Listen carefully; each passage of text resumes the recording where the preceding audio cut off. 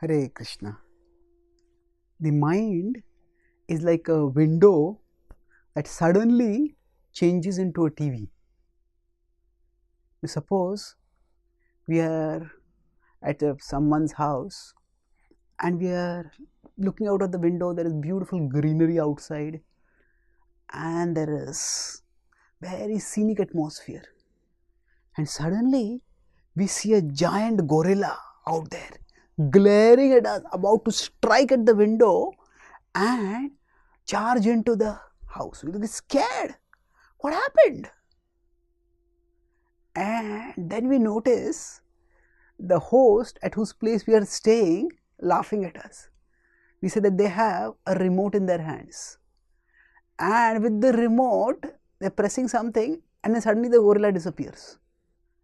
And we understand that actually that window is made in such a way that sometimes it can be a window which shows us the outer world, and sometimes it is like a TV which shows something else happening entirely, whatever is being broadcast. And it's an optical illusion created so that whatever is the background outside shown by the window, in that same background a movie with the gorilla coming into the house is being shown. So when it is acting as a window and when it is acting as a TV screen, we will not be able to understand if we are not vigilant. So our mind is like that kind of screen.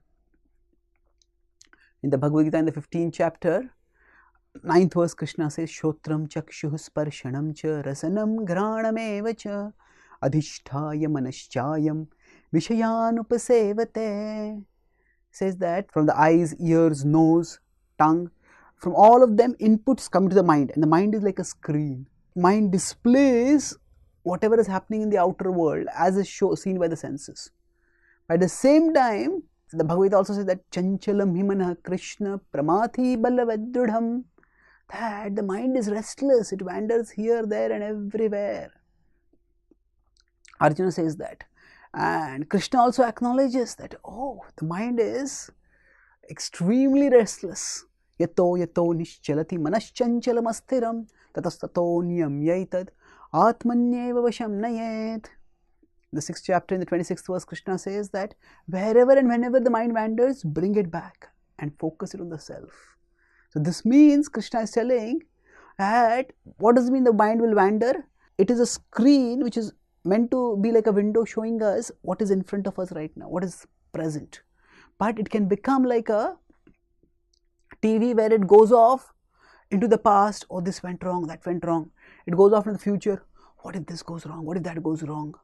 It just sees one thing and then starts imagining so many other things. So in this way the mind wanders. And Krishna says, whenever the mind wanders, bring it back under the control of the self. So that is what we are all meant to do. Get the mind to focus on the self. And to the extent we do that, that means essentially we keep the remote in our hands, and as soon as the window changes into TV, we flip it back. No, get it back to become the window. And that remote is our self-awareness. It is our awareness that we are different from the mind, that we are souls, and we are meant to be observers and processors of whatever happens in the or comes on the screen of the mind, not its undiscerning consumers. So that capacity for self-awareness is enhanced by the study of the Bhagavad Gita and by the purification that comes by the practice of Bhakti Yoga. And when we do this, then we will ensure that our mind acts as our friend, showing us the reality out there, and doesn't act as an enemy which diverts us to here, there and everywhere. Thank you. Hare Krishna.